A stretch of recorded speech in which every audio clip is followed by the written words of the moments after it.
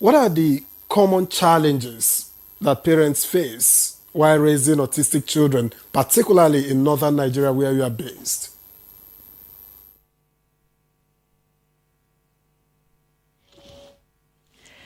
Good morning once again. Yes, raising an autistic child, particularly here in the north, is really a big challenge, especially with the northerners, because some of them still believe that the child has been jinxed, as in it's been possessed by jinn. Some still believe that it's the fault of the mom. In fact, some women, their husband divorced them over the cases of having a child with disability. So they are left alone to take care of these children. And most often, taking care of children with special needs, it's not an easy task. It's not an easy task at all, because it involves therapies, series of therapies, series of hospitals, checkups, and diagnosis, tests, that if you don't even have the means, then there's no way you can even start to take care of the child.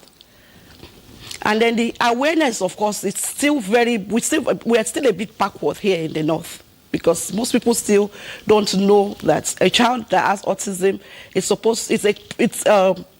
neurodevelopmental condition that needs an early intervention.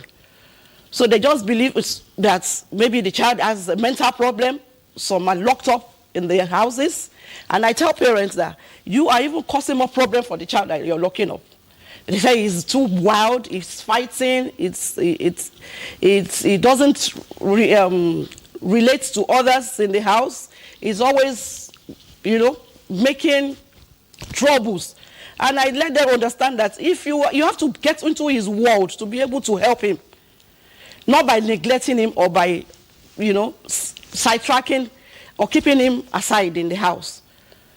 You have to come into his world. You have to be able to understand him, because all these problems, you need to be able to manage the child.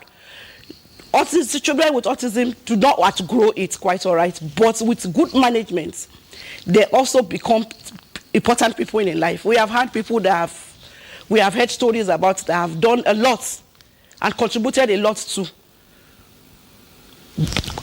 even as they are autistic.